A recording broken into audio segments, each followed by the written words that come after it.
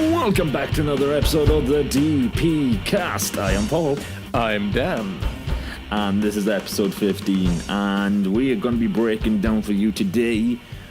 I think it was Extreme Rules last night, if I'm not mistaken. Dan, was it? It was indeed Extreme Rules last night. Yeah. But before we do that, we always do a little bit of... What's new with you? So Dan, Yeah, baby. what's new with you, buddy? Oh, what's new with me? Nothing much new, really, but I have been working my arse off this week.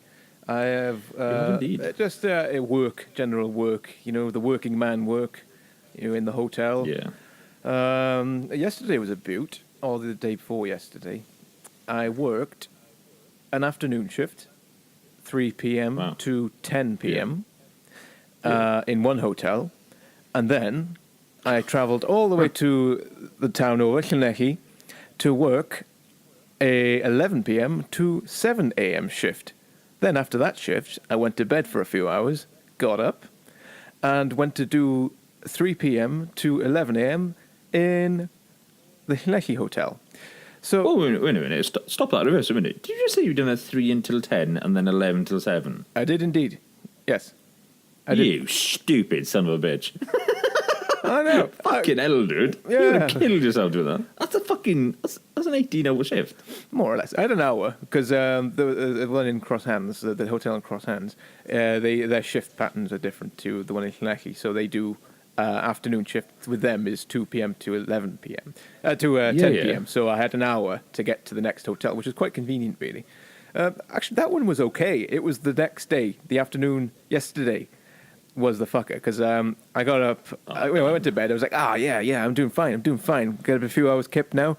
Do you know when you go to bed and you wake up feeling worse than when you went to bed? Your eyes are all prickly and it's just like, I don't want to do this.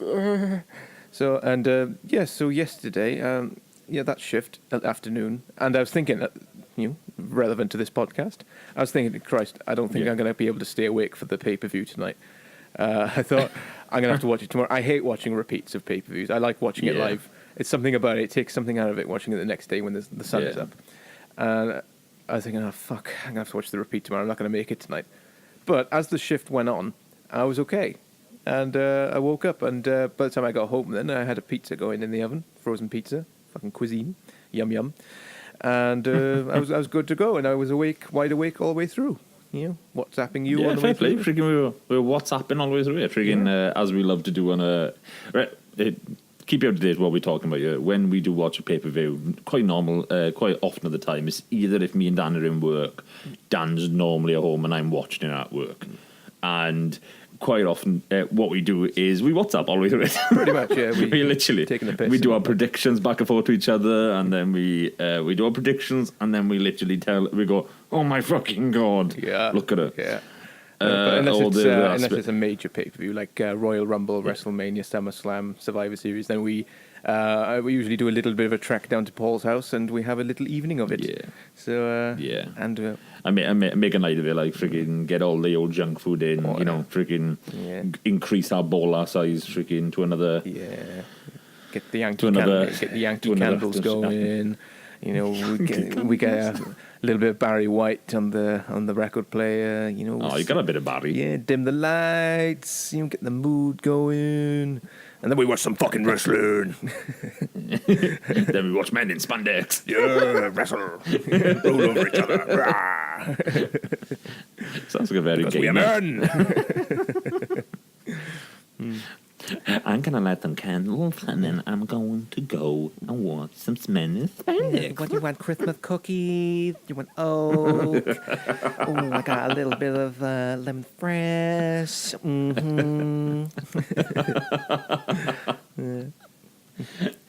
But otherwise, dude, freaking what I've done this week. Yeah.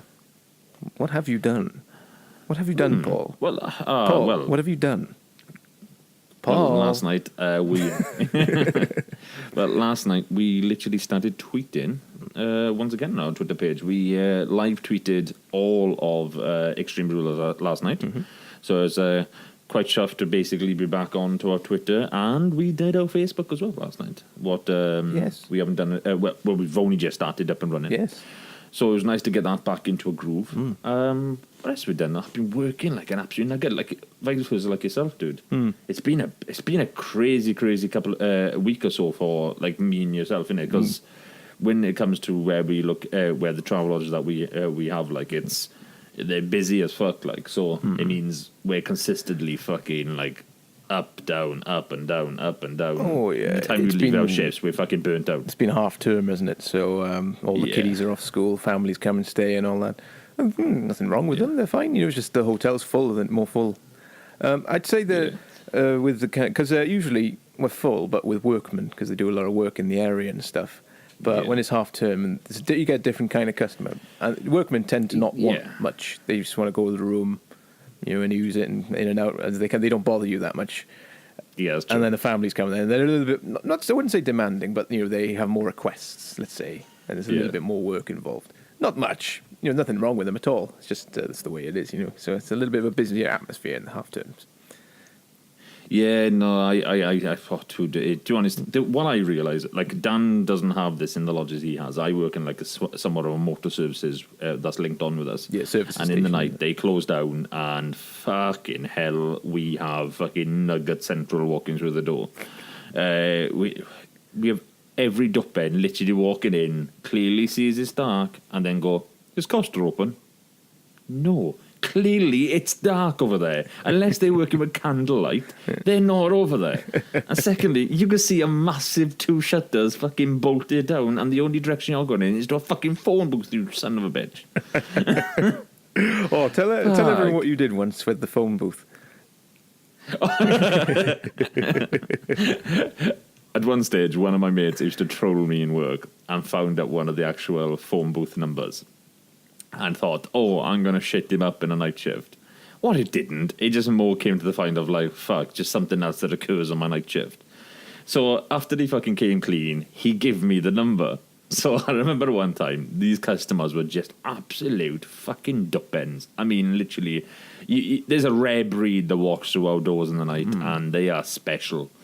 And I remember at one point I went, you know, I've got sick now of them going into the phone booth. I'm basically thinking there's toilets and there's a mystery bat cave that takes you down there. That, you know, something's just going to pop up and go, "Toilets this way." You know, so I'm like, okay, I had the number in my phone, so I hid behind the desk because our desk like sort of really hide anybody behind it if you wanted to. So I crouched down behind it, and I seen the guy like rolling into there. Didn't clock me. I mean, literally, at many occasions we've been standing there in front of the customers. "Hello, toilets," and literally just blanking you. So I thought, you know, let's go screw them. I hate getting blanked for, you know, being nice about something, you know. So the same time as well, I went right by the counter, went on my phone as he's in there looking around for this mysterious toilet bat cave that is going to open up to the main entrance of Costa Burger King that is all blacked out. Yeah. I thought I'd start phoning the actual payphone. Did they answer? None of them did. They all seemed to think it. And even if they did, I was ready to go, "I can see you. The Batcave isn't your." That'd be the best way to deal with something. I also hate people fucking blanking you. I'm the nicest guy in the world until you blank me. You know, it's... You know, so, hello, how are you doing? Yeah, but it's just straight up rude, though. That it is. They even look at you. It's not as if they didn't hear you. You can say, hello, how are you? They look at you, you know, as if you just insulted their grandmother, and then walk off. Yeah. And it's like, like with you there. If someone blanked me, it's like, hello, are you looking for the toilets? Excuse me, are you looking for the toilets? They blank you, continue walking towards the mystery Batcave toilet, and then I ring the phone. And they answer. Are you looking for the toilet? Well, do you know what, right? I literally, I done this a day back, and on the God, right, he fucking pissed me off. He came around the corner and he's like, "Garbergin," now very poor English. So, like, I tried to be as very minimalistic as I could towards this guy. Careful, Paul. No. Don't be racist. Oh, genuinely, like, that's right, Dad. Very, very poor. Don't be right, that Paul. It's right, Dad. You're right, Dad. Well, you should have seen him come around the corner, right? He literally was like, "Garbergin," and I went, "Yeah, come back in the morning. It opens at 6. You can pay for your car parking." "Okay, toilets?" toilets are in the petrol station. Now I clearly said this in front of somebody else right next to me, right? Mm-hmm. Toilets, I'm pointed towards the petrol station because I was outside having a chat with this person. Yes. He walked straight past me. I went inside, and I went, what the hell's he doing? And you're just looking round, and I'm like, money on. He just totally mind blanked that I just said toilets, petrol station. Not many words there. No. Easy to understand. He should know what a petrol station is if he's been in our country long enough. Yeah. So I was like, seen him roam around. I thought, you know what? I could go in here right now and go, are you looking for the toilets that I just told you about, you dumb son of a bitch? Mm-hmm. Freaking, or I could let him run around like a hamster on a wheel. Yeah. So I did. I let him look around. I let him look for the bat cave, and then he maybe looked towards the manager's office that he thought a thing. Then he looked towards, thing. And you could see the guy rather confused. Like, where's the toilets? And I thought, I think after 10 minutes of him roaming around in there, looking like an absolute duckpin, I think I need to go in now and basically head him in the right direction, because some dickheads basically can't work out, oh, there's no toilets here. Yeah. So I went in and I went, the toilets that you asked me for? And he just goes, yeah, I told you they're at the petrol station. And he just goes, okay, no sorry, no nothing. Clearly mentioned what it was. Bang, up there. I thought, I'll go screw yourself. Do you know what I mean? I hate customers that are that arrogant towards the factor. And I thought, you know what? I get enough of you guys in a night on a regular basis. So basically, sometimes it's nice to play a game or two on them. Yeah. Because they're not my customers. I tell you, when I'm on the phone to you at night, me and Paul talk romantically over the phone on our shifts at night time. And the amount of times you have to say, hang on a second, Dan. I know exactly what you're going, because some dopey who's come in looking for the toilets. Sometimes, fair enough, they just waltzed in, and they're not. Even though the closed shutter is the clue, But they come in looking for the toilet, and you just go, toilets, petrol station. It's like, I think your answers are getting shorter and shorter, and you're becoming less and less friendly as time goes on. I think when I first started talking to you, you're looking for the toilets? Yes. The petrol station. Now, 4 years on, I've been talking to you. Now it's turned into toilets, petrol station. Freaking, do you know the annoying part about it, right, guys? Right? Now, clearly, these people have been on the road.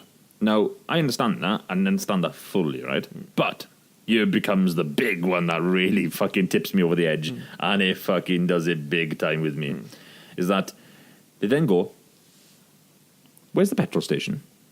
Now, the annoying part about it, Dan, is that you would have somewhat seen it before coming in. Yeah. Because there's an actual junction for you to come back out of. And the annoying part is that even if they went in their car and went round the corner, I've even clearly said, when you go down to the bottom of the exit, there's a petrol station. You go in any direction to leave the exit, you'll see this massive petrol station, right? Yeah. The frustrating part about it, I have so many customers who do this. Oh, do I gotta go back on the M4 to go to this petrol station?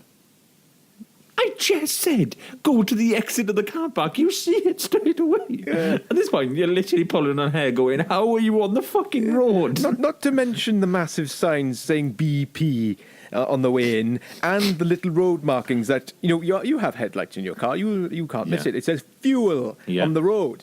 It's like a little breadcrumb trail that leads to the petrol station. Follow this road, for cars. Follow this one for cars, this one for lorries. You follow it, and it'll lead you straight to the petrol station. It's like, have you no eyes? When did you get your license? Well, on to God, do it. Sometimes I've questioned that exact thing. Yeah.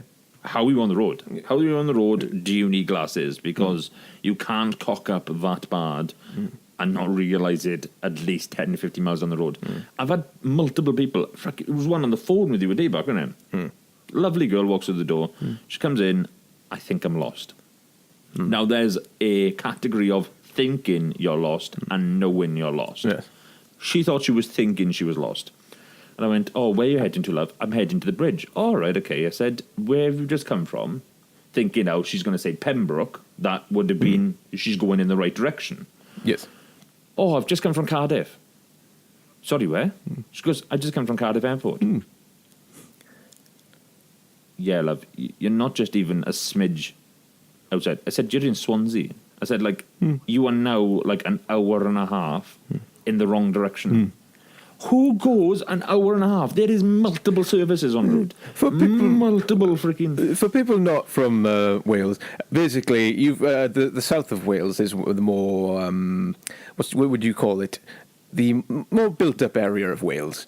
You know, it's got like Swansea, Newport, Cardiff, etc. You know, it's the more city-ish, built-up area. Yeah. And through this little part, you've got the little varicose vein called the M4, and you can either go east or you can go west. East will take you towards the London Way, towards Cardiff, etc., towards the Severn Bridge, which will take you into England, and west will take you further into the sticks, which is Pembrokeshire and all that nonsense and stuff. So, what is like all our beaches that we have down here? Yes. And so basically this woman came from Cardiff, took the wrong direction on the M4. Two directions you could go. You could notice that you've gone the... Fair enough, I've done it. Yeah. I've gone the wrong way, and I immediately thought, right, I need to turn around somewhere, and go the right way. But she's gone, what, how far away is Cardiff from there? It's an hour if you're speeding, an hour and a half if you're doing it tidy. Yeah. I mean, genuinely, like, the crazy part about that, right, is that you're like going... You must have seen Cardiff on the signpost getting inevitably longer away. Like, Cardiff is now round the corner, 10 miles on the road. Cardiff is now 10 miles away. Yeah, I'm sure that's numbers Cardiff is now larger. 50 miles away. So, like, the annoying part about it, like, she must probably, by the time I'm toiling these signs, on the way back now, she's going, oh, yeah, we're like, God knows how many miles away from Cardiff. I'm like, you dumb, stupid. Oh, wow. To be fair, there Paul, is I've done some it myself rebobs coming on the back road. from Download Festival. And I thought I'd be a clever bastard. Because the Severn Bridge, which is, as I said, connects England to Wales. If you leave Wales, it's free. You can leave Wales for free. If you want to come back into Wales, you've got to pay. So there's a toll booth. So I thought I'd be a clever bastard now. I'm going to avoid the toll booth. I'm going to cut through. Because to go to Download Festival, you've got to kind of come out of Wales, and then you go up the side of Wales in England, and then you eventually get to Leicester and all that, where Download Festival is. On the way back, I thought, hang on, I'll cut through Wales, and I'll pop out to near where I live. I thought, yeah, that's a good idea.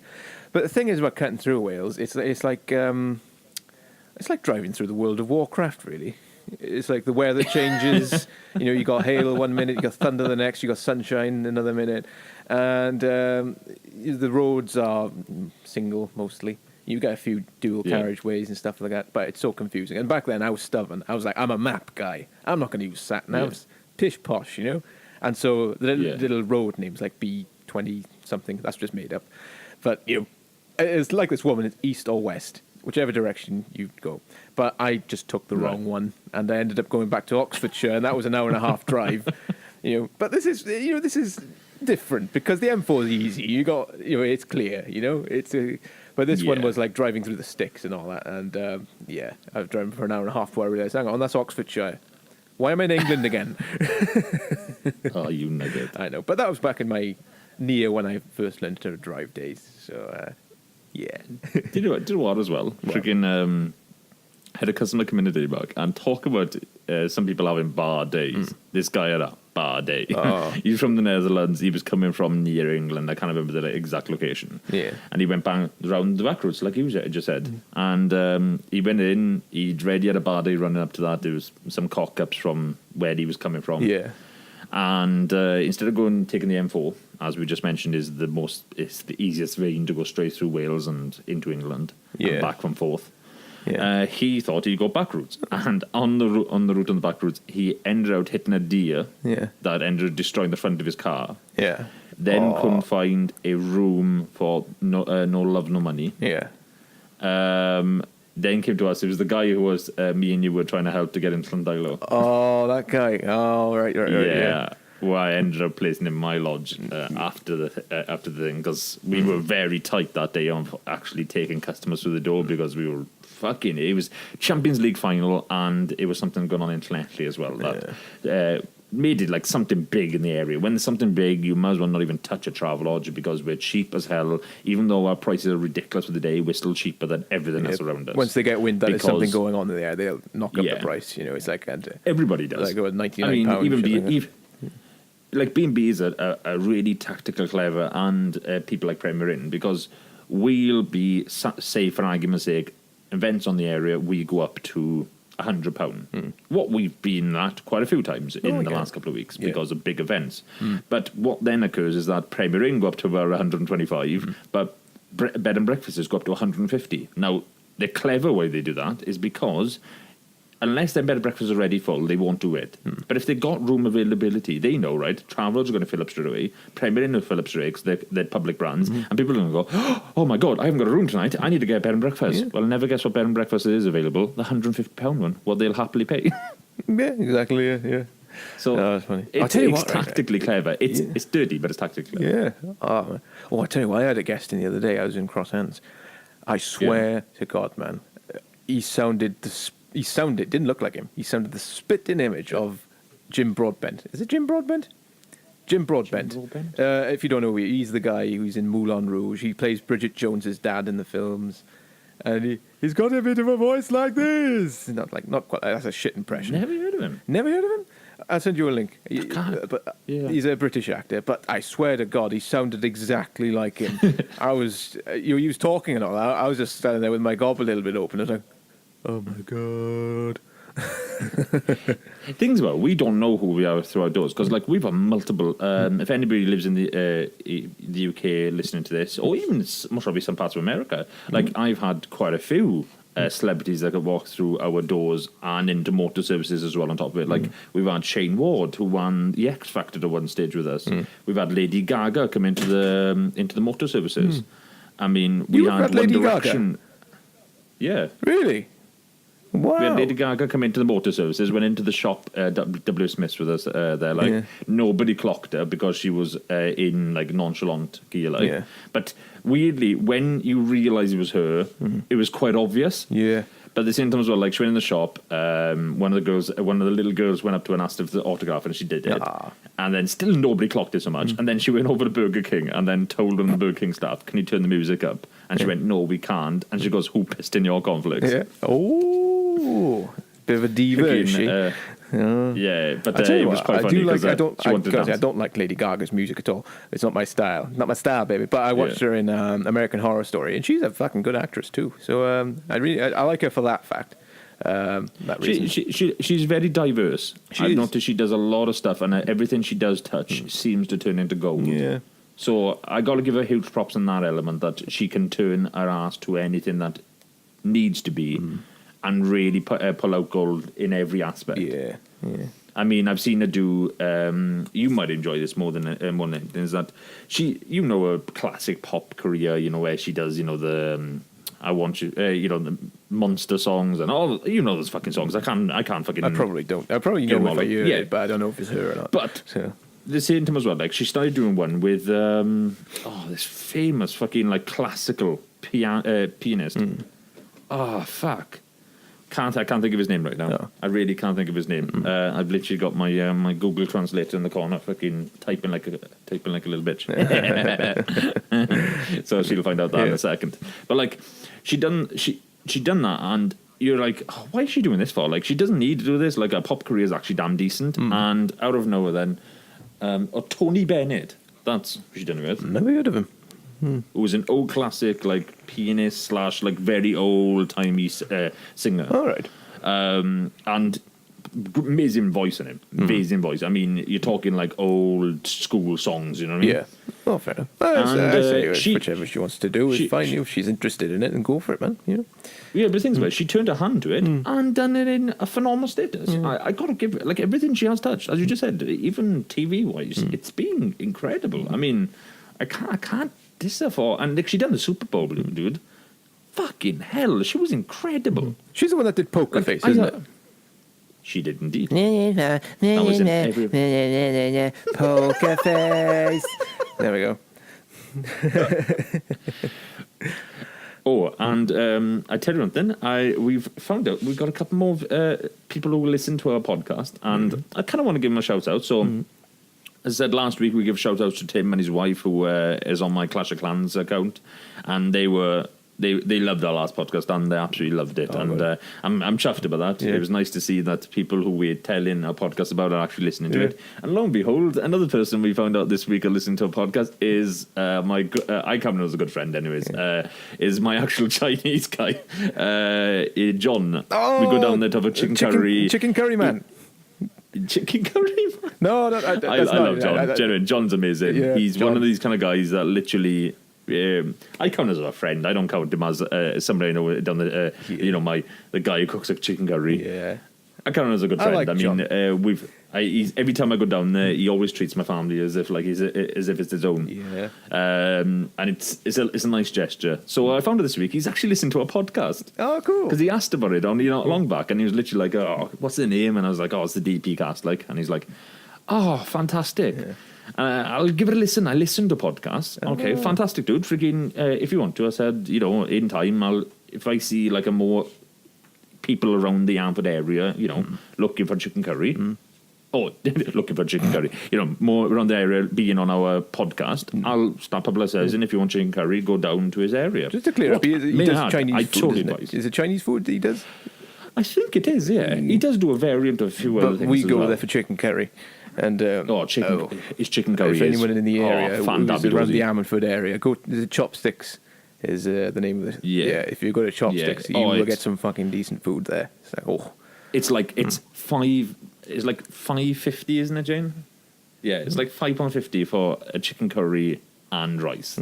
Like, you can't get that anywhere unless you're going to John's. I'm going to try something more out of him one day, because I've only had the chicken curry off him, because I think it's like one of our last minute decisions. Let's get chicken curry. Yeah, let's go and get chicken curry. Go to John's, get chicken curry. But I'm going to try some of his other food sometime. I like a bit of Chinese food. Yeah, no, totally. He does sticky ribs as well, if I'm not mistaken. He does quite a few little bits and bobs in that. Nice. So he does what Jane in the background of me is literally thumbing up as if like she's looking for a cab. But at the same time as well, is like he does a decent amount of food, and it's always nice. I mean, I can't diss the guy for his food. I've been there for nearly 15 years straight. I mean, there must be something good to this food if I keep going back. I mean, the best way to do it right. The best way to do it right is that I never liked curry for the amount of years done. I never liked curry. And then out of nowhere, my parents try this out. You might enjoy it. It seems like you like this kind of food. Tried it out. I was quite adventurous with my food then, just to see all the foods I didn't like. Maybe I did like now. And I ended up tasting curry. And he's my first curry I ever had. Oh, that's romantic. I've never looked back. It was absolutely phenomenal. Like when you taste a curry, you're like, oh my God, like you're salivating even thinking about it and talking about it as I'm doing right now. Yeah. Like you just know that's a good curry house. Yeah. Haven't stopped going there. Like I've known his mother that worked there. I've known his son that is now grown up. I mean, I feel fucking old just saying them facts, but at the same time as well, like that's how it's been. Like it's crazy that I've known him for so long, and that's how I kind of like keep it. That's the guy treats me like family. I give him a Christmas present each and every year if I can. I mean, the guy's lovely, and I want to give him a huge props out. I mean, generally, like it's nice that he's actually listening to our podcast. So you say you've been going there 15 years. Yeah, 15 years. But that Doesn't look like you've been going. He looks quite young. Who's that, John? Yeah, no, John looks like a young chap. Yeah, he looks young. Yeah. I get a funny John, feeling the if he's secrets are listening to coming this out right now. He must probably be giving me some free prawn crackers for literally saying how young he looks. You look very young, John. Say, how about prawn crackers with Papa John's? You're looking very fine today, John. But no, if you live in the Armford area and you're looking for a decent curry house, you need to be going to his John's Curry House. Yeah. It is incredible. Like, Yeah, absolutely incredible. and if you come on to him a cheap. little bit, then you might get some freebies. No, you don't. Don't listen to Dan. He's talking shit. I was joking. No, you weren't doing that. No. Yeah, no. You got to show a bit more than leg. No, I'm joking. I'm joking.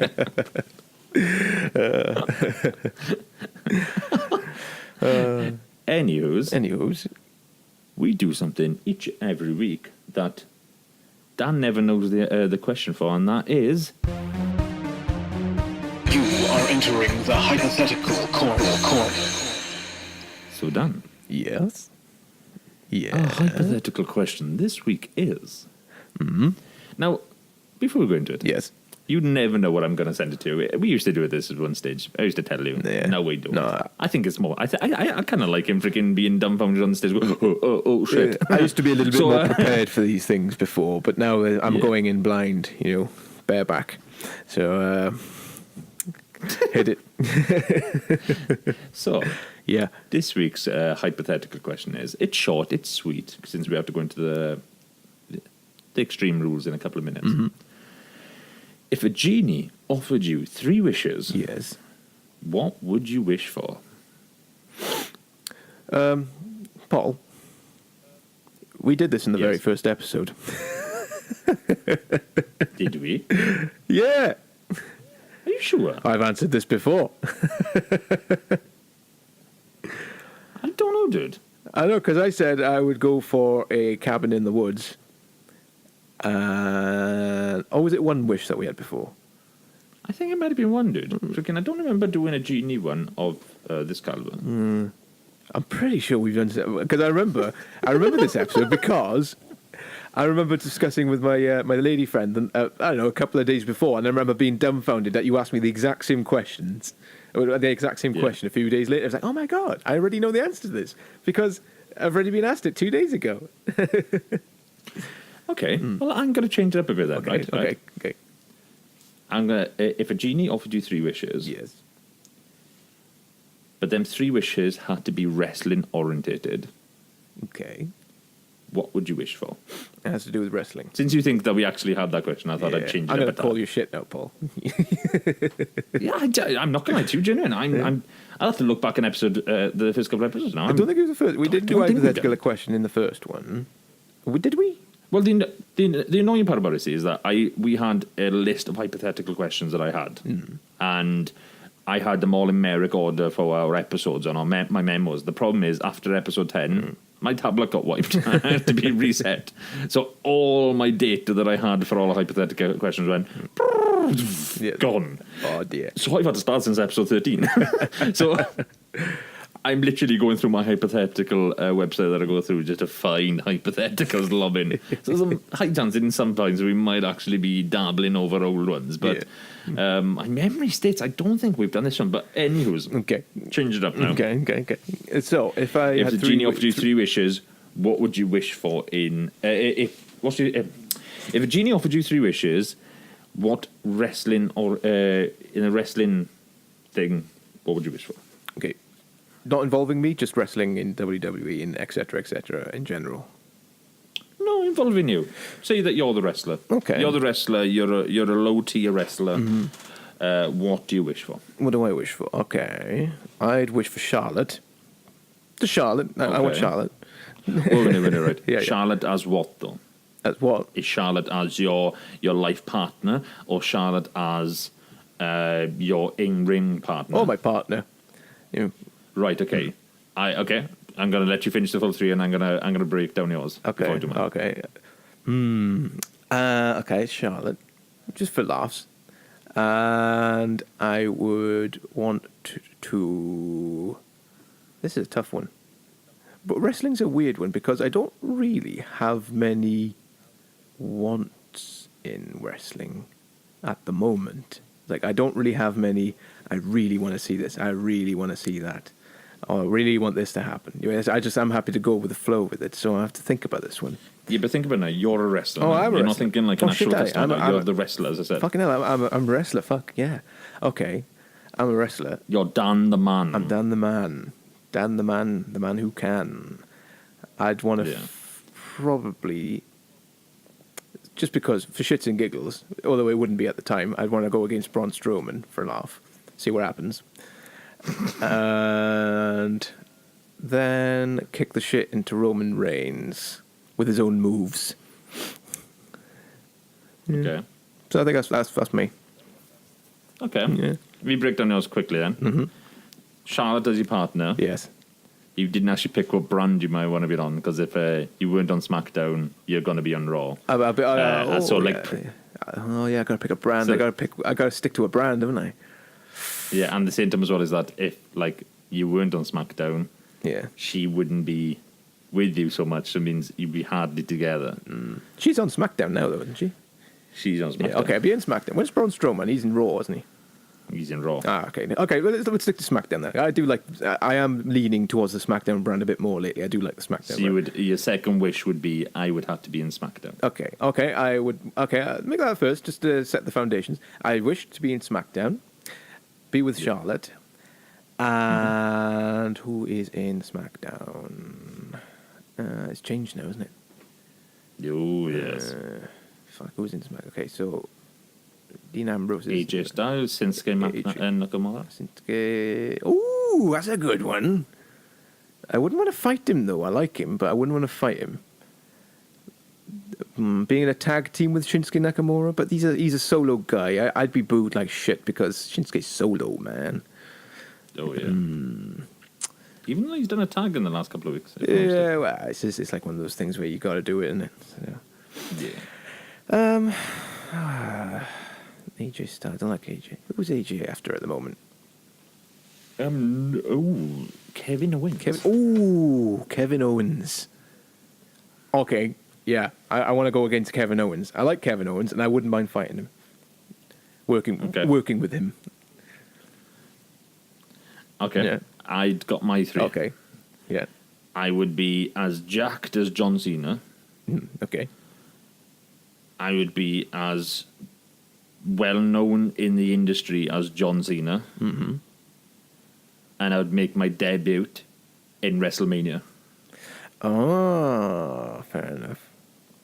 I tell you what, my dream. I tell you what dream I've had. Can you imagine me coming out? I'm the 6'6" John Cena. I'd look like a beast. Yeah. Oh, I tell you what, bring me fucking Brock. Tell you what, I had a weird dream. I really imagine it wasn't a dream, but it's something I was like bored and I was just daydreaming, and I think I just watched WrestleMania or something the day before or something, and I was thinking, oh come on, because I like my acting and stuff. I thought it'd be cool. I'm not going to lie. I have dreams. I'd love to be a famous actor, but I haven't got that much willpower to go and do it, and I'm probably not as good as I think I am. I would love to be famous actor, in the films and stuff, like doing the films I love and all that, playing these roles I love and becoming quite well known. Yeah. And then one day I meet Charlotte in the hallway of a hotel because, hey, you're Charlotte. Hi, nice to meet you. We get on well together, and then we become a nice couple. And then, say about a year later, I do a surprise appearance in WrestleMania. After Charlotte gets her house beaten up and stuff like that, I'm like, how fucking dare you destroy my woman? And then I become a wrestler then, and quite well known, and and you say, have a massive fight for WrestleMania and all that, and you can tell where my imagination takes me sometimes. Yeah, you can tell. Yeah, look, your imagination is taking you to a wild place. Yeah, I'm not gonna lie. Although I'll tell you what, my mind's going towards Alexa Bliss at the moment because I really like Alexa Bliss. Yeah, I know. There is something about her. Literally, I've read some of the misses. I mean, I think she agrees. If she came knocking, ta-da, the bag's already packed. Yeah. I think it's vice versa with Charlotte to this off. It's you've got to think about Charlotte. I mean, it's. I got to think about Charlotte. Yeah. Something about her. She seems like a genuine person in real life, and I love her. I love her gimmick, even though she's gone a bit babyface at the moment, isn't she? Yeah. Yeah, she has got a bit babyface. She's with Becky Lynch at the moment. Yeah. So it's one kind of circumstances you're like, ooh, okay. Yeah. Freaking fire and ice, everything nice. Yeah. I'm hoping she proper turns on them or something. Goes back to her old baby, a heel again. That'd be cool. That'd be pretty cool. Yeah. Anywho, I think we covered that pretty well. I say we get into the one thing we do each and every pay-per-view, and that is... Pay-per-view review. So done. Yeah. Extreme rules. Oh, you beat me to it. Extreme rules. Yes, indeed. I'm not going to lie. I'm going to be straight off the bat. Yes. One of the best pay-per-views I watched this year. I'd say one of, yeah. Yeah, it was a good one. I enjoyed it. It was a bit better. What was the last one? You did Backlash last time, wasn't it? And Backlash last, and that was great. That was a good one. This was fun. I found this better than Backlash. I don't know. I think it might be on the same par. I think I maybe enjoyed Backlash a little tinsy bit more, but I did like this one. Maybe because I was tired. The reason why I didn't like Backlash so much, I didn't watch that final match. That final match, I walked out of it. I didn't want Jinder, as I like to keep calling him, Ginger Mahal, even though it's Jinder Mahal. I walked it out. I didn't like him as a number one contender. I made it quite clear I didn't want to be doing any more to watch his stuff. So I went to my mates. I walked out to the final match. I didn't want to watch it. Fair enough. So, and that's nothing against anybody. That's where we differ. I walked it. I didn't want to watch it because I do actually like it, and I think I like him more as time is going on. He's got something about him I quite like. There's some presence about him. I like him. Yeah. I'm not a fan of him. I don't like. Right, guys, let's get something straight, right? And it's not because of culture race here. It's what I don't like about him is that I feel like when he's in the ring, he does a lot of podge moves. And that doesn't sit right for me for somebody who's becoming a WWE champion in the ring. Like, there is people there who are very much Mr. Consistent on bringing you decent action, decent persona in the ring, and really knocking it out of the park. And yet then you got people like Ginger coming through and who concussed Finn Balor, then came over to SmackDown, tried to knock out Randy Orton with the title and totally missed him, brings in these goons and tries to bring over his persona, and yet somehow or another freaking Vince loves him. The only reason why Vince loves him is because there's such a love-hate relationship for him right now online for people that basically go in, I don't want to see this guy anymore. True thing. The problem is that people who don't want to see this guy anymore is because we're seeing the aspect of why ain't Sami Zayn, even though people are going, he's too good. There's Baron Corbin. AJ Styles has got the US, not the WWE title. I mean, there's a lot of questions over SmackDown's leadership roles of who should have who. And I just don't think Jinder should be in that position. Now, I'm not telling you he shouldn't be a contender for a title. Just, I don't think it should be the WWE title. Like, that's... You are leading that brand by doing that. To me, you need to be doing it for maybe the US title. That maybe would have worked in a better storyline than for Rusev to come back in. And Rusev and him could have fought it out. And then Rusev then would have had a bit of a longevity with it. Jinder might have actually won it by the end of maybe a 2 or 3 match encounter over a couple of pay-per-views. And then Rusev goes towards the WWE title then. You know what I mean? Nice run, nice consistency, and then it means then Jinder converts like people like Ziggler, Sami Zayn for the US, and then they can merge themselves in any direction they want to. That's how I would have done it. But then it does piss me then to see what I then see in the thing. I'm like, oh, come on, man. I mean, yeah, we asked for something new, but like, we on one new, like people like Baron Corbin or fucking give Shinsuke a straight title shot for all I fucking care. I mean, to me, that guy could run with a title shot for the next fucking year plus. No, definitely, and everybody would cream a load of it each and every fucking every SmackDown. To be honest, if you give Shinsuke the fucking title, I'll start watching fucking SmackDown again. I mean, that's good fucking pay-per-view. That's good pay-per-view and good content. I tell you what, I will say that Jinder's he's a good heel. You know, he's flouncing that championship around is what he should be doing. He ain't disappearing with it. You know, like we've discussed in the past, some wrestlers, they win the title and they fuck off with it. You forget that they're the champion because they don't do much with it. This guy, he is showing it off and shit like that. And that's true. I quite like that. He's got presence about him. I like it. You know, and he's got a good heel. I think he has a baby face. He'd be falling his ass, but keep him as a heel. I like it. I agree with you. There are people who would be better suited as the thingy, but for story wise, it's good. I like it. And maybe he's not the best wrestler in the world, but as a character, I like him. Yeah, I just can't agree with him. I'm just not a fan of him. And it's not as if he's just popped out of the blue. He has been in WWE before. I think he's paid his due. He's done the roundabouts and shit like that, and I think he just got bad deals throughout the time. Through the ages and stuff, and now he's back. He's finally getting his push and stuff like that. So it's not as if he's, this guy. Where the hell did he come from? Vince's bum boy. No, he's been around before. It's just he's left and come back. That's all. So maybe so. I'm at this very moment. I am trying to get into my Twitter so I can find out my notes for the thing. Oh, right. I got. Because I literally realised that that's the one thing I haven't set up on my fucking tablet yet. I think that's how I was talking there. That's all I could see was you waving your finger at the camera and just like, we're on Skype, ladies and gentlemen. As I said before, Paul records his end, I record my end, he sends me his track, and then I put it together to make a lovely podcast. But as I was talking, then Paul's just, he's doing that kind of face where he's not really listening. He's just like, yeah. You see, he's doing it now. He's just waving his finger at his tablet. He's like, yeah. Mm-hmm. Yeah. Agree. Yeah. Yep. Totally. Yeah. Freaking, you should do that more often. Yeah. yeah. It's up to you, pal. If you want to get a unicorn, it's up to you. It's .com, isn't it? Yeah. .com at the very end, isn't it? Yeah. Of our email address. It's .com. It's .com. Yeah. Yeah.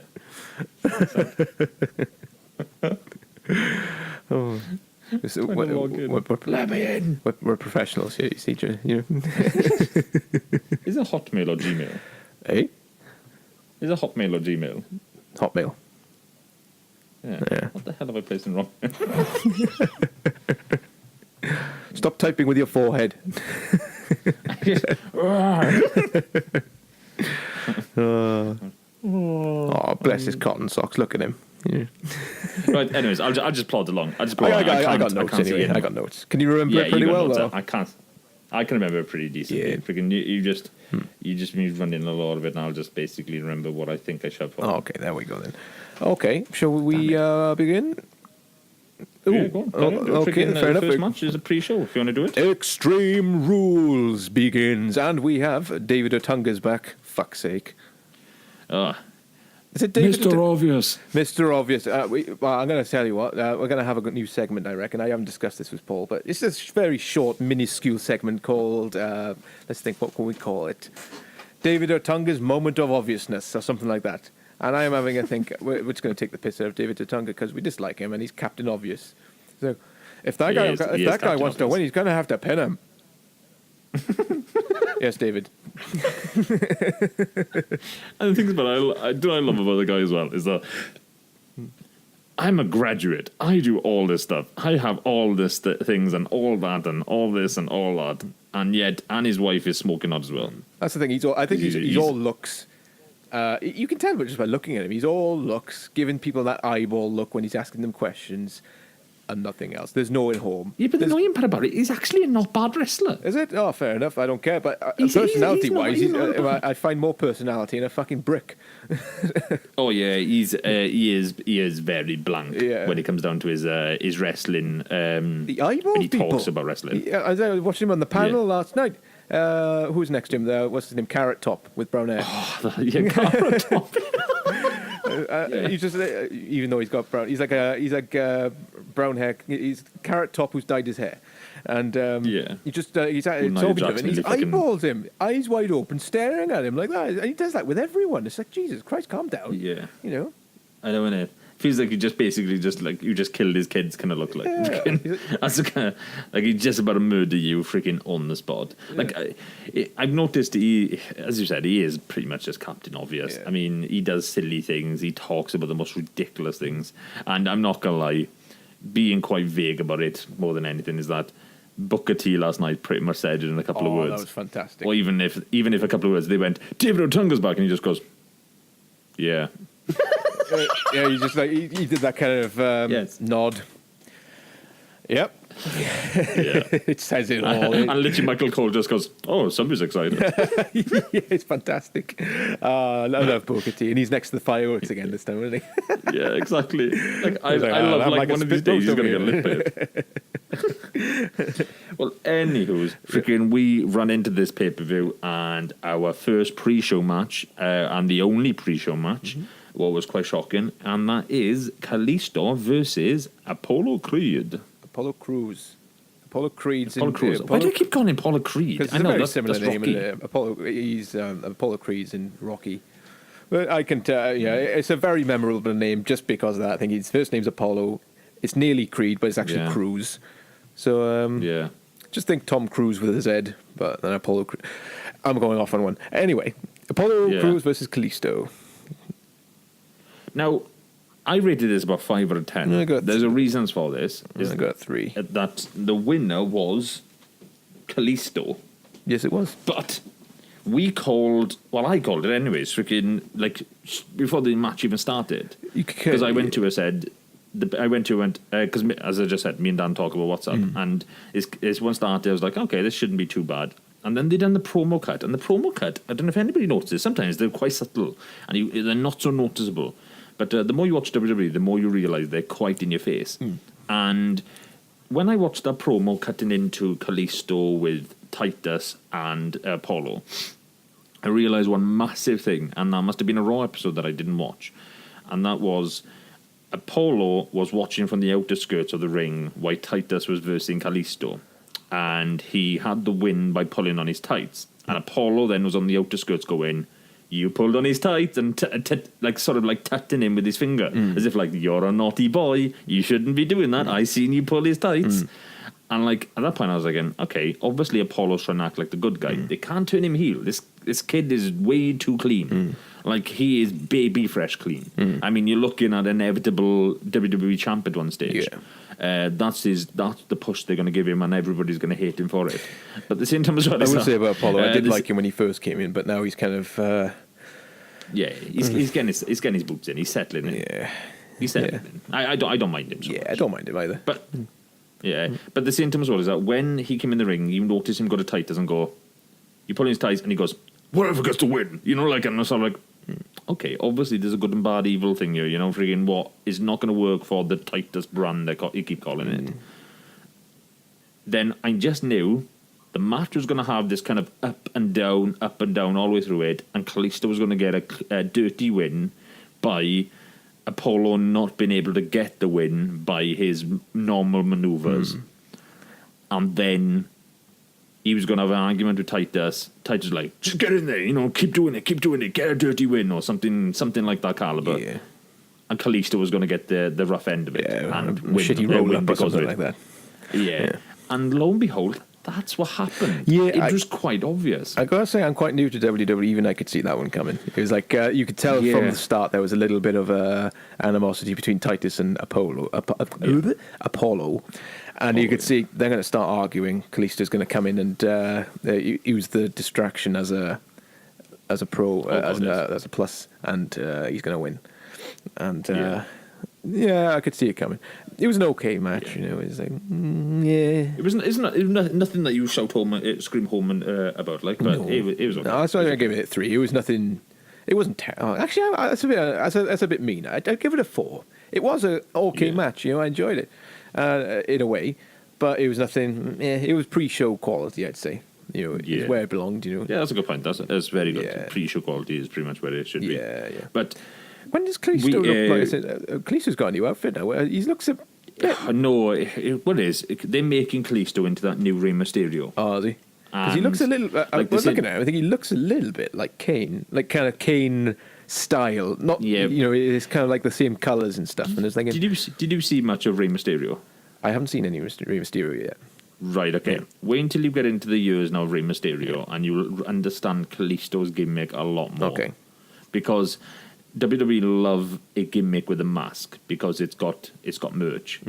And when Rey Mysterio left, they brought Kane back with his mask to sell more, but it was a horrific kind of way of doing it. Yeah. So at the same time as well, they brought Sin Cara into the limelight a lot more than they really should have, and they got rid of the first Sin Cara because they bought the name, because it's only the name of Sin Cara they bought, so they can interweave the character that goes into it. Yes. Now they changed the character of Sin Cara 3 times, if I can remember correctly. Please, if you're gonna tell me otherwise, go on Twitter and Facebook and tell me otherwise, but I'm pretty sure it is. So they changed him up, and the problem is with Sin Cara, he didn't sell so much. They had weird lighting gimmicks at the first, then that changed, then he had this, then he had that. Nothing worked for him. Kalisto, on the other hand, seemed to come across very much a quite fan love with the audience. And that's only because when Sin Cara and Kalisto were in NXT, they loved them. They came up to the main roster and they split them. Not a million miles away from when they did come up, you know what I mean? I think I started watching wrestling when they were together as tag team. What was their tag team name now? Was it Sin Something Dragons. Oh yeah, I know what you mean. Yeah. Yeah, you know, and the things about it with them, we realised straight away Kalisto was the stronger one out of the two. Definitely. And Kalisto won I think he won the US title. He did indeed. Yeah, I think it was him Yeah, I thought versus. What was his name? The one in gold trunks. He's fucked off now. He was having it off with Paige. Oh, I forgot his name. wow, names first. Yeah, I can't think of the character. The wrestler that you're talking about. Yeah, he's got a short. Anywho's. Anyway, yeah, you know, he had a bit of you guys, if you're wrestling fans, listen to this. You understand what we're talking about. But still, Kalisto, he's a damn decent wrestler. So like, what they done last night, and when I seen him, I was like, that's really seemed like a Rey Mysterio gimmick, and it seemed. Obviously, the mask is going to look quite similar, but the look on it as well of himself seemed to really come across that way. And he got a win. Good on him, freaking. But let's not spend too much time on this. When I say we get into the main pay-per-view itself and really get into the freaking razzmatazz of what the Extreme Rules was, because that was an incredible pay-per-view. Yeah, there we go. So, shall we get into the main body of the pay-per-view? Yeah. Right then. We go into Extreme Rules. We see a lovely little opening video package of what it's all about. You know, I love watching those for some reason. They're quite fun. Yeah. And then we go straight into Miz versus Ambrosia. I was actually quite shocked on this being the first match. The IC belt match. Sorry, Dean Ambrose. I'm not gonna lie. Another one I called. This was one that I pretty much had the funny feeling Miz was walking out with it just due to the stipulations. The stipulations just basically shouted and screamed Miz all over it. Yeah. And that's what he did. I mean, this match, I think I rated it about a 7 out of 10, if I can remember correctly. I'm spitballing now, guys. If you want to see my proper ratings, go on Twitter. That is at DPCasters. I got exactly the same. I put a 7 out of C. 10. Yeah, Yes, it was a great match. Possibly one of the best of the evening. One of. It was up there with one of the best. It was, yeah. Yeah. Yeah. To me, I rated the final match as one of the best. Yeah. I'll tell you what, there was a lovely note when this came in. Is very interesting. This is Miz's 92nd pay-per-view appearance. Wow. Yeah, that's a hell of a lot of pay-per-views. That is a lot of pay-per-views. And Mayer as well. He main evented WrestleMania on one occasion with John Cena. Ah, well. That's cool. As the WWE champion. Yeah. So like, people loved him as a WWE. Yeah. But as I said, freaking this guy... Yeah. He just knew Miz was going to pull every trick of the book. I like to look at Miz like, I don't know if you find something like a posh version of the Joker. This guy will pull every trick that he can out of his freaking Joker. I'll definitely say he's grown on me a lot over the last year. Yeah. You know, doing the whole taking the piss out of John Cena and Bella and all that. I thought this guy's great. I like him. I don't like his films, but I like this. I tried watching a Christmas film with him, and I was like, nope, it's going off. Yeah, his films are pretty minuscule of comedy aspect, which is quite cool because I think he takes the piss out. He makes himself out to be this massive movie star and stuff, and his films are absolute dog shit. Well, the one thing I noticed. With him anyways is that it's the only thing I don't like more than anything with him is he's got original moves, yet he has stolen so many others. Oh yeah, he does that. He uses the Daniel Bryan kicks. Yes. He uses the figure four lock from Ric Flair himself. I mean, these elements maybe shouldn't be a part of his game, knowing how damn decent he actually is. I mean, have you noticed like the middle tier people actually have a lot of gimmicks from a lot of old wrestlers that I'm starting to wonder how much have they been given them or how much they're like, oh, this feels good kind of style. And to me, Miz, Ziggler, and a few others literally do the exact same thing. Like Ziggler has the super kick from Shawn Michaels to finish off. Yeah. You've got Roman Reigns with the spear. That is Edge's and Goldberg's. You've got obviously the figure four lock and the yes kicks with what's it called with the Miz. And do you know what I loved about this? I was really hoping Ambrose would win with the figure four lock. Oh, dude, I was absolutely like, I didn't mind who won this, and to be honest, I just felt like it was better for Miz doing it, but I would have fucking loved a figure four lock to be won against him on it, because it would have just been like a spit in his face. Was this this is the match where Miz put Ambrose in a figure four, and then Dean kind of reversed it then, and I think they had a little bit of a fight, and then Dean managed to get him in a figure four, and they both had bad legs then, didn't they? Yeah. So I thought I was the same. I was like, oh god, if he wins this, that'd be fucking great. But I gotta go. They put the full body on the line for that one. I can remember my notes stating the bodies were broken. Yeah. For that match, you could just tell the legs were mangled. Yeah. They were freaking. They were just. It just felt like it went on and on and on. But like it was a good on and on. It was a good like, bit of storytelling. Really... It is. I mean, Dean gets chucked out of the ring. I think he lands on his leg funny, and he's got a bad leg. Yeah. And then Miz starts working on the leg, but then Dean puts him in a put Miz in a figure four. So then he's got a bad leg as well. It was a nice little bit of storytelling. It was very gripping. Basically, the whole point of the match is if Dean got disqualified, then he'd lose the championship. Yep. And because he kept getting disqualified all the time. And basically, you could see that Maurice is going to do something. She was in the background teasing all the way through. It was like, what's she up to? She's going to get up to something. She's going to do something. Yeah. And as the fight's going on, it comes to a point then near the end, doesn't it? Where I think Miz knows that there's a chance he could lose this, and he gets Maurice up to the ropes. It's like, slap me, and she slaps him. And like him. the referee was genius. I was just about to get to that. The ref, the ref was fucking phenomenal at this, because you could hear what he was saying. Is like, I know what you're up to, and then he kicks Maurice out, and then literally he gets hit then by Ambrose. By Miz lobbing him into him, then match nearly ends, and then the match does end. Yeah. If I'm not mistaken, he does the. He nearly does it. I keep calling it the frame kisser, but at the same time as well as that, he literally does his finisher with the Miz, and the Miz wins it 1, 2, 3. Yeah. It was. I think it was a point leading up. It was like a wonderful bit of suspense. It was just like Dean gets thrown into the ref. The ref thinks that he shoved him. And he's walking around the rig to go to the timekeeper's area to call the match off. Yeah. And Dean is begging, no. And you're thinking, don't do it. And at home he's like, no. And it's a slow walk around. He's like, do it, man. The ref was brilliant. And then the ref was great. Just as he's about to call the match off, the Miz, what's the name of the Skull Crusher, I think it was, or something like that?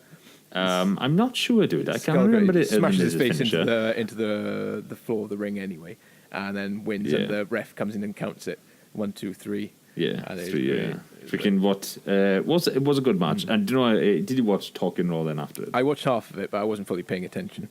I didn't get. Did you see the part of the Miz came on and literally like it felt really awkward with that segment? But the only part I will say was quite funny because I felt it was actually I saw that bit where because what's her name? Dean's lady. Dean's Rennie Young, and like the annoying part about it is that I felt like she was getting a little victimized. Like it felt really fucking like it didn't feel like sort of like your normal WWE like give and take. It's public knowledge that really awkward. Her and Dean are together, so it's public, and it's like you're biased and all this shit. Like I say. Yeah, but at the same time as well is that she was only stating what it is, and do you know what? Then I had to give her the Miz right. What I loved is when he showed him back the promo of him doing the slap me, and he went, look, I didn't say slap me. How dare you say I would tell my wife to slap me? Yeah. He goes, I told her I loved her. Yeah. And then she got caught up in emotion and then slapped me. And literally, he brought up the promo and went, look, she's clearly saying slap me. And he goes, look, it's saying love me. Yeah, I saw that bit, yeah. It's great. Just the way he was every single word coming out. I love you. And then she got caught up in emotion and then slapped me. Full of shit. And then she went, I like a bit of slapping. I was like, oh god, this is turning. Yeah. Somebody took the Titanic on his freaking head. That's what's great about his gimmick, though. He's full of shit. He steals things off people. Moves wise. It's basically what his gimmick is all about. That's what makes it so great, and that's why he's kind of grown to me a lot. I know what you're all about now. He's great. He's funny. So What was the next match after this, dude? Okay, next match is, let me just unlock my phone here, my lovely Samsung S7. Both have a bad leg. Miz wins. I gave it a 7 out of 10, and I gave a little note saying the ref was brilliant. Next match is is a mixed tag team match. What the fuck have I written here? Noam Was it it's Noam Dar with Alicia Fox versus Rich Swann Yeah. and Sasha Banks. Yeah. It was a short and sweet This match was okay. It was short and sweet. Yeah, short and sweet. I think I remember saying in my notes that it started slow, ended good. Yeah, And that's about it. Yeah. It just finished strong. pretty much. And I don't know. I don't think there's much to even talk about this one. To be honest, the only that's thing exactly I did say in what my I put notes down was here. I put down nice short match, not much to say, and it was a nice little wind down after Ambrose versus Miz. yeah. So, And I think I placed in my notes saying 6 out of 10 match only because it finished on a pretty decent high note. I gave it a 5. But- I gave it a 5, which is pretty good for me. I think so. Swan, Yeah. Rich Swan wins. It's 5 out of 10. I'm not gonna lie, I might have given it a 5 myself. I'm trying to think. I either gave it a 5 or a 6 online. Yeah. But I then had what I found quite funny. I then placed on the side in brackets going, but the dancing was 10 out of 10 Oh, yeah. yeah. because the dancing was legit. I couldn't say it was Again. the most awfully memorable match. I think it felt like a chuck away match. No. You know, it was just like something fun to put together. Yeah. And it finished. Rich Swan won, and it was good. I enjoyed it. Can't remember much of it now, but it was 5 out of 10. I must have liked it because I gave it a 5 out of 10. So Yeah, no, it was decent. It was decent. As I said, it started slow. Yeah. It ended pretty. It finished with a high with Sasha Banks coming off the top rope with the 2 knees into what's the other guy's name again now? fuck. That's why I thought I'd spelt something wrong because Naum Dar. No one. Yeah, we're saying it very Welsh, but yeah, it's something like that. I think it's very French, way it's pronounced. Yeah. But the same time as well, like she came off the rope, done a 2-knee dive into him out of the ring, and it was pretty much it was called it from there. Then I mean, it was game over. Yeah. was a cool And move, that's how it is. I mean, there's not much else to report on that match. We might as well get into the third match when it's done, because I think the third match is a big before one. the next match, we had a little segment with Elias Sampson, and he was singing about. Oh, fuck. Okay, that's what I thought. This was I poor. thought, okay, What the fuck was that about? I don't know. I'm glad that I forgot about that until you just reminded me about it, because I kid you not, what a fucking stupid segment to the pay-per-view. Yeah, This made no fucking sense. I mean, I had to agree with fucking Corey Graves. Is that he just went, I need to have a chat with freaking David Otunga to see if see if a salt is available for my earring. Because what I've just had was a saltment to my ears. yeah. Basically, he was singing a song. It was in Boston. Was this pay-per-view or something like that? How much? Yeah, I think it is. Yeah, something like He's that. ripping the shit out of Boston, if that's what the place was. That was it. Okay, Yeah. fair enough. Okay. Next match. Okay, so the next match is a kendo stick match. Well, first to the kendo stick something match, isn't it? Whatever. With Bailey versus Yes. Alexa Bliss. Alexa Bliss. This was great. I loved it. I mean, I loved it. Do you know what I love as well, Bo? Yeah. And this really do love. She placed on Twitter her step by step. If I could get my Twitter up and running right now, I would. Yes. But what I loved is that she actually had her step by step of what she would do, and she did it. She did it phenomenally. I mean, Yeah. she'd said she'd get it. She said she'd grab it, and then she said she'd beat the shit out of her with it. That's what she did, and won Pretty the much. championship. I mean, Yeah. I think she worked it so well. I think the leading up to this match, it was always a big question of whether Bailey's got it in her to be mean and extreme for Extreme Rules and all that. Is she gonna fucking let loose? Can she do it Yeah. because she's such a nice person and all that?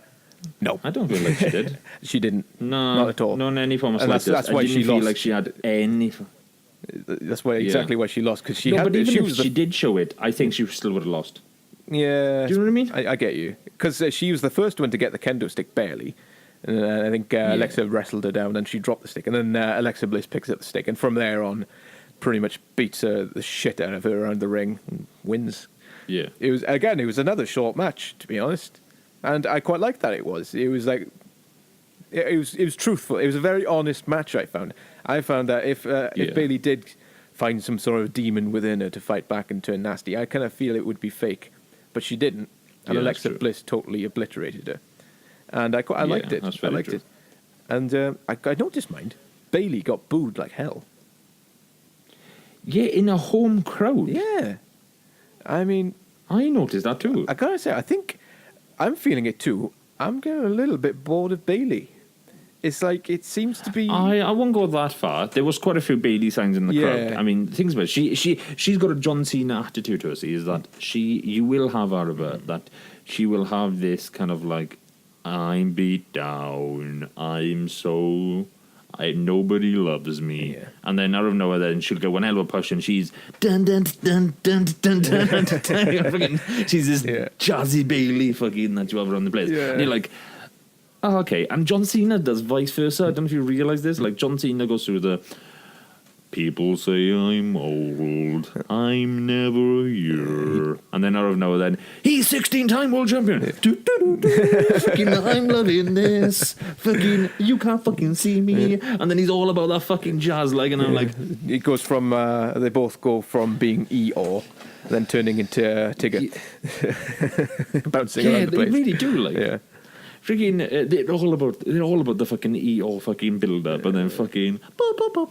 Yeah, I kind of feel with Bailey. I'm seeing the same thing over and over again with it. It's like it's not bad. It's just you kind of know what you're gonna get. It's like yeah, I've seen this before. She was good at first. She was new and exciting, and that's quite cool. That's quite sweet. She got hugs, and now it's kind of okay. We've seen it now. It's like do something. You know what's going to happen though. What?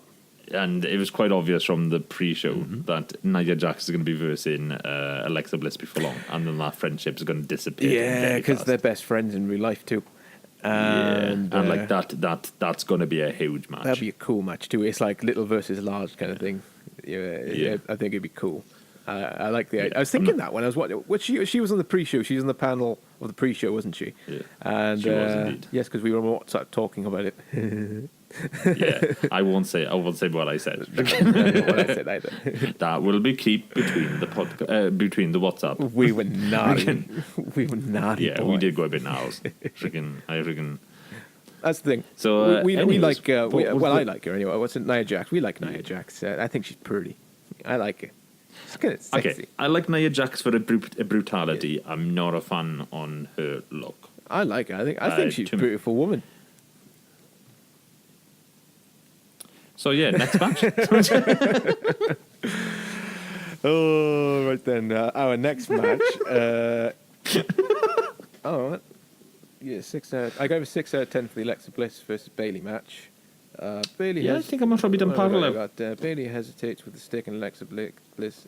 Alexa takes advantage, gaining the high ground from there on, and wins. Okay. Yeah. That's pretty much what happened. Next match, cage match. Versus, it is Twatus and Caesarian versus the Hardys. Do you call them the Twatters? I call him Sheamus. I call him Twatus, and Cesaro. I called him Caesarian. Oh my god! I swear to God, Paul, this autocorrect. There must be something wrong with it. You know, I must have. Yeah, it's called the Dan autocorrect. Yeah.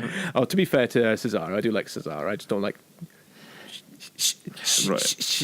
Sheamus. I love Sheamus and Cesaro before they had this new bar gimmick. Like, we are the bar. I'm not a massive fan. I don't of the get bar it. gimmick. I don't get it. I don't like it. I preferred the they hate Sheamus, they love Cesaro crowd aspect to it. Yeah. I loved like that how they were merging as a tag team, and that was still a gimmick in the background. It worked well. He could tell they still had their different ways of coming in, and he ripped off like James Bond. I liked that aspect. Like that too. It just felt like it had its own. Do you know, like if shit went sideways tomorrow, it means both of them could still work on their own gimmicks, and yet they were still never distorted. Yeah. Now they've gone into their own tag team gimmick, and I don't know if it's 100% the right direction. I don't think. But I think it's because they've got their own personas separately. They're not the kind of tag team where, like the Hardys, for example, their tag team gimmick is being together, isn't it? It's just like you don't have one without the other often. These two, they can go off on their own and survive by themselves fine. And I'm not going to lie to you, even though as much you just said that with the Hardys, there was a time in WWE both of them did split up. I know that. Yeah, because they went against each other. And literally, like Hardy and Matt are fucking damn decent.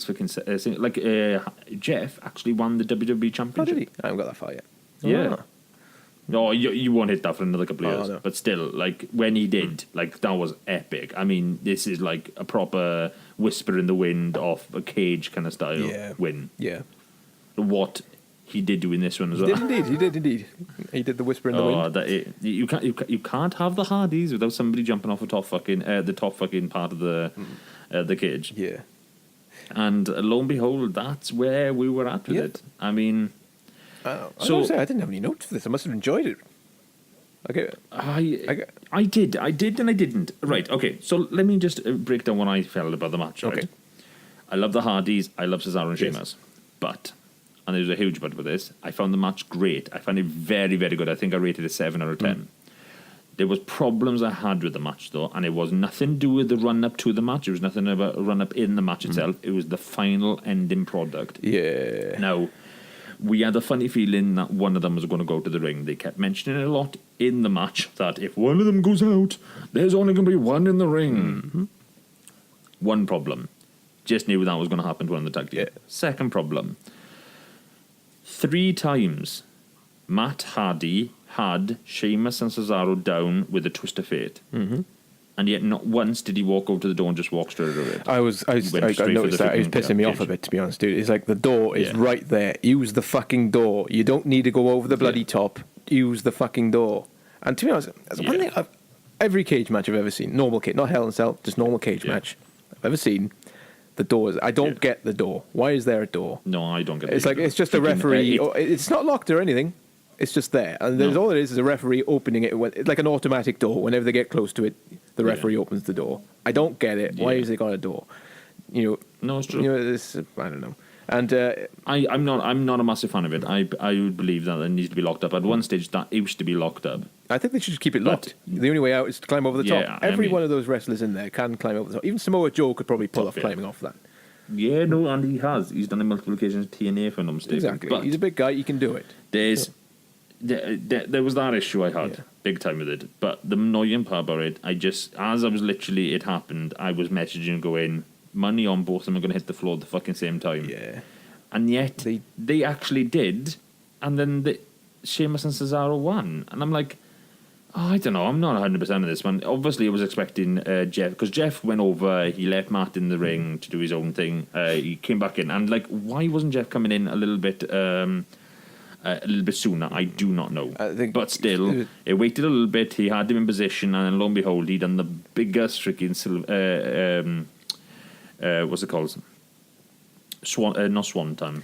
Whisper in the Wind. The move I just said. Not Whisper. Whisper in the Wind. No, it's not Whisper in the Wind, is it? I think it is. Oh, Tune of Fate or something like that. No, I think it's Whisper in the Wind, where he literally done on the top of the cage, and honest to God, he was incredible. He clocked Sheamus on his shoulder with his right leg going right on. He wrapped it around him, and I was like, "Fuck, that would have." In normal speed, you just see a flash of his foot, kind of. He did that in a ladder match as well. I think it was WrestleMania. He did indeed. Yeah. He's got his leg just kind of bends around him, or it's like Play-Doh. Yeah, exactly. It's like this guy must have like bloody rubber bones. It's amazing. It's like Play-Doh. It's absolutely mental. Yeah.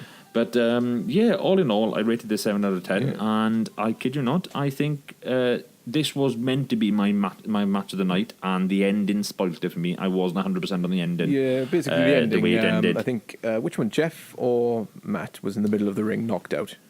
Yeah, knocked out. Literally, Matt and Jeff in the middle of the ring. Sheamus and Cesaro are climbing up and basically on their way down the other side of the ring. Jeff or Matt is dragging Jeff or Matt out of the ring. And there's a race to get out first. Matt and Jeff are heading for the door. Cesaro and Sheamus are climbing down the ring. Yeah. Realistically, Sheamus and Cesaro could have just jumped off and won it, and there was no need for that kind of fake race type thing they were trying to pull off.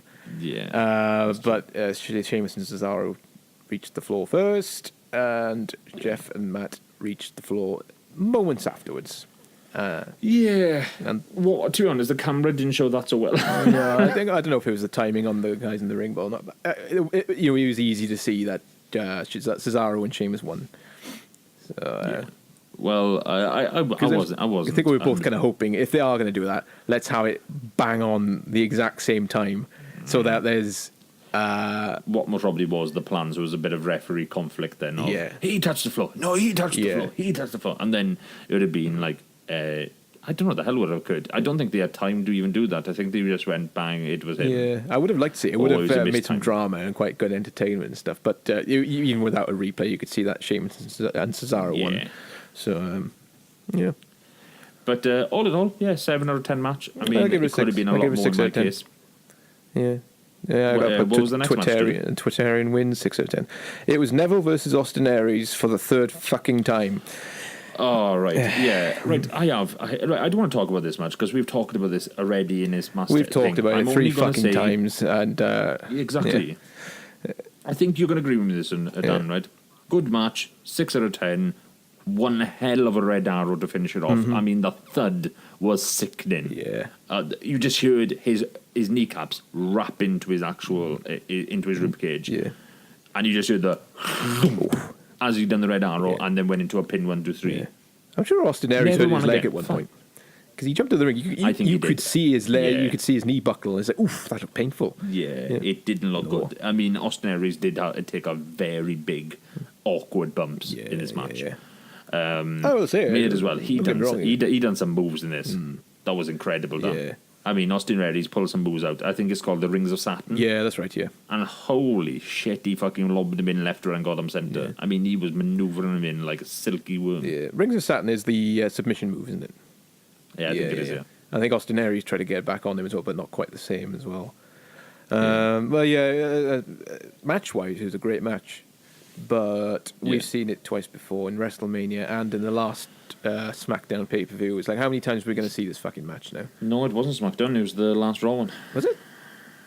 Yeah, it wasn't in Backlash. Oh, sorry, you're right. Sorry, yes, Raw. That's what I meant. But it's like, come on. There's more than just them in the 205 thing. Let's see some more. Yeah, to be honest, it looks like Rick Swann is going to end up having an attack now against Neville because obviously now Austin Aries can't verse Neville now. No. There's a kind of policy in WWE. As soon as you verse them 3 times, you don't normally see the 4th or the 5th. But to me, 3 times maybe too much. Yeah.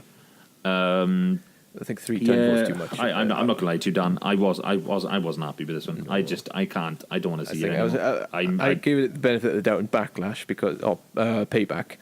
Because fair enough, that's where it is. It's payback for WrestleMania. Yeah. You're going to see rematches and stuff, but seeing it again, it's like, leave it alone now. I've seen it before, and I swear to God, you could probably use the same video package leading up to the match from WrestleMania or Payback because they're all the fucking same. It's Neville's talking to the camera saying, "I'm going to win."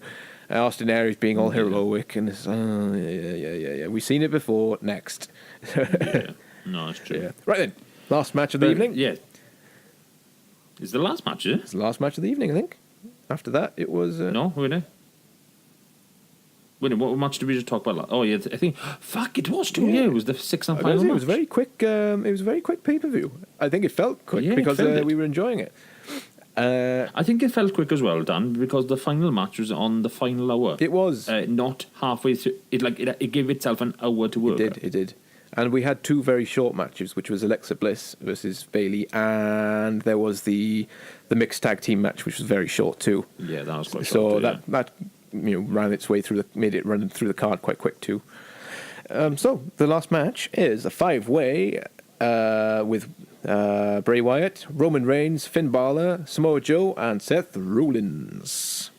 Right. I'm not going to lie to you, straight off the bat, I genuinely thought Roman Reigns was going to win this one, just because he's Vince's bum boy. Yeah, I had a fear of that. I tell you what, going from your little theories of if they're wearing gold, have they got a new outfit, they're going to win.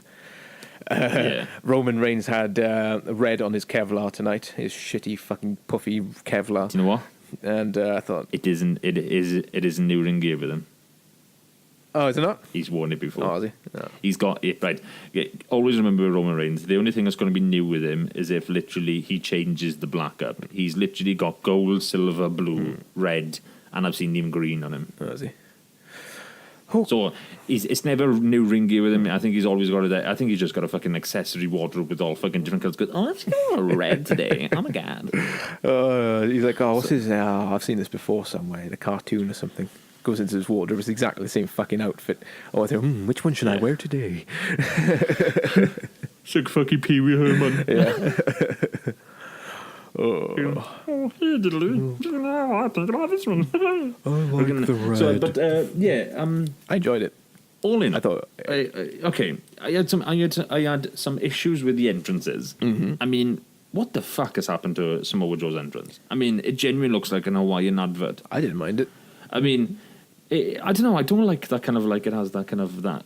I think it's the font. I think the font makes it look like an Hawaiian background, and then it goes, and then goes back to a normal, as if like he's so cool. And then like that middle part they have where like his face turns red and like has a really awesome gimmick. Yeah.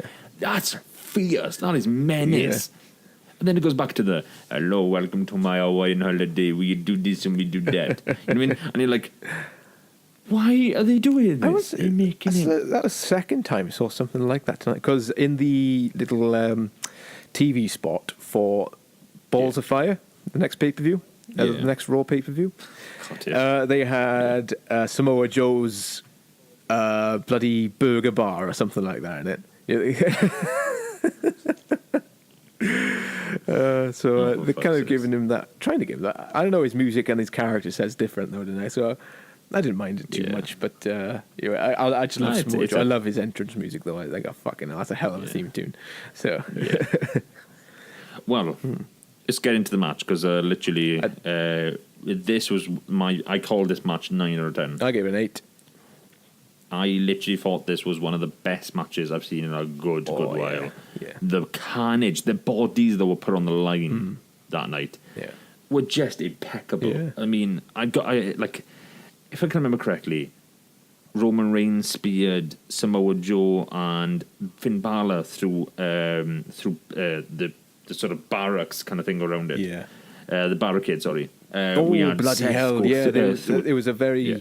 It was a little bit. It reminded me a bit of when Brock Lesnar or Goldberg shoved it. They went through the barrier, and the barrier shatters and twists. It's just like I've just realised they must have a special barrier there for when this happens, so it makes it look more destructive.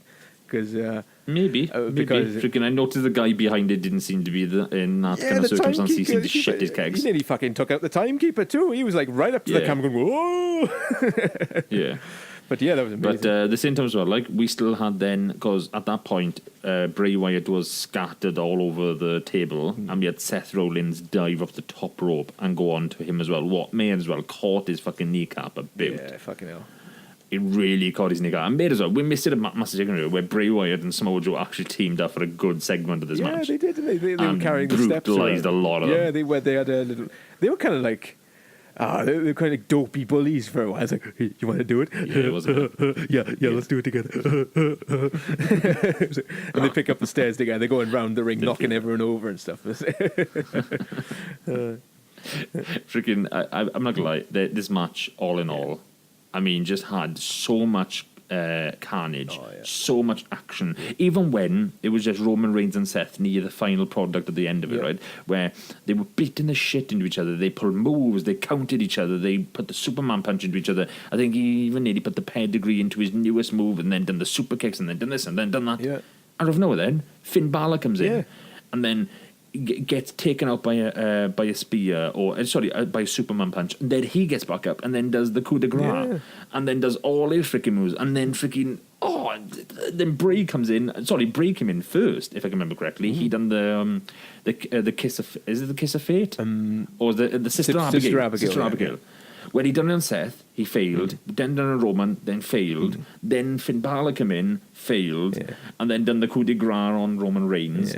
Then came down and speared him. Then, if I'm not mistaken, then Samoa Joe came out of nowhere, and Finn Balor came down, done the spear of his feet. Well, I'm pretty sure it was called the coup de grace. Something like that. And then Samoa Joe comes in and does the caramel clutch on. Oh my God. Honest to God, I've never seen somebody look blue in the face. Like, I know how much, like, the chokes can be quite faked because there's got to give a bit of leeway so they can breathe. But they got to make themselves look like, I can't breathe. I gotta say, seeing as it's a finisher, he's not going to be holding on too long. He probably said, just fucking go for it. So, yeah. And the things about it, like, is that he went blue. Yeah. He went He blue. went red, like, blue. There was. I don't think that was faking it. Like the problem is with Samoa Joe, he's got big arms. fuck He's that. not strength-wise. He's chunky arms. Yeah. Like, but at the same time, like when that gets into you, it's like an anaconda coming around your Pretty neck. much. I mean, you've got a fat body behind you, so there's not much playroom with somebody having the maneuverability. That's the thing. He's not. So when It's he got not, into not him, a chiseled he fucking choked him arm. out. It's not. But his. No. It's going to wrap around you. It's going to shape to the mold of your face or your neck, Yeah. and it's going to hold. You know, it's like Yeah, not totally. like, And may. Oh, oh, it's brutal. I gotta It's say, brutal. I can't. Brutal. I didn't have many notes for it, and to be honest, I couldn't remember everything about. But the ending was so fluid, and so many things were happening. There was a spear. There was a it was bloody amazing. this going on, sister grabbing, and so many different moves. When you think, holy Yeah. shit, he's got him, but then someone else comes back in and does one of their finishes Yeah. on him, and then you think, oh fuck, he's gonna win it, Yeah. and then someone else comes in. Oh, it's brilliant. I gotta say, I was worried about this match because it was a 5-way, and I'm not a big fan of 5 ways, 4 ways, and all. There's too much going on, but they executed this Yeah. perfectly. It was beautiful. Yeah, they did. It was incredible And I'm glad, the way they executed it. after thinking about it, I thought Finn was going to win. But I'm glad he didn't because, A, I found that he wasn't very present in the match. There was a big chunk in the middle there Yeah. where he was Mindy Kusky in the corner somewhere. He was sleeping in the corner somewhere. Yeah. I was like, where the fuck is he gone? You know, I haven't seen him in ages. Yeah. And he came back at the end, fair enough. But I cannot wait to see Samoa Joe versus Oh my Brock God, me too. Lesnar. Do you know what, right? If you said it was Finn Balor versus him, or like in number one contender was it Finn Balor, Roman Reigns, any one of them, I would have said Brock Lesnar's winning into the SummerSlam. Yeah. Or even WrestleMania. As soon as I heard Samoa Joe's winning the title next pay-per-view. I literally in great balls of fire. I just literally went, that is where the money is at. You've got a beast versus a beast. Yeah. Like, they're juggernauts. They're nothing smaller being, like, you've got a beast and he's been a juggernaut. You're going to have a crazy match on that one. I can imagine him choking out Brock Lesnar. I haven't seen that ever. Oh, that'd be cool. I can't wait. Like, because that is his main maneuverability. And Samoa Joe's so flexible in the ring. It's like having the Blob if he could run 1,000,000 miles an hour. yeah, he is, man. He's like flubber, and he can. Yeah. He's like, Jesus Christ! I didn't think a guy that big could move like that and stuff like that. But I gotta say, I think there was a point in the match where I thought, oh fuck, Seth could win this because he was getting up ahead, and there was a few close falls, close pins and stuff. I was thinking, if he fucking wins, Brock Lesnar is going to turn him into origami. It's like there's no fucking chance. I gotta say, I'm sick of Seth Rollins. He's brittle and he just breaks just by looking at him. You know, Brittle. like even last night, he banged his fucking knee on the table. It's just like, here we go again, doing the whole leg thing. Totally. Yeah, but I can't wait. I'm very happy with it. I gave it 8 out of 10. Yeah, I give it 9. And to be honest, all in all, I would think I'd rate this pay-per-view about a 7 out of 10. I'd agree with that. All in all, I mean, it had an average rating of that. I think it's one of the best, highest ratings we've given in a good while. And that has been the pay-per-view itself. Indeed. So if you want to get a hold of us on Twitter and Facebook, is that the same and that is at DPCasters, capital D, capital P, capital C, ASTERS. And you can get a hold of us on Facebook by messaging us on it. We got like a post syndromes there. We got a couple of comments and what we do for our pay-per-views. Vice versa on Twitter, where we tweet it out, we put out our podcast, etc., etc. And if you want to download this podcast so you can listen to us each and every week, get onto iTunes, SoundCloud, and all Android podcast apps by searching DPCast and giving us the old subscribe button or giving us 5 stars on iTunes. But further ado, guys, that's been a week. Yeah, baby. See you guys next time. Catch your ass down the road. Bye-bye. Ta-da. See ya. Who's going to get the last word in?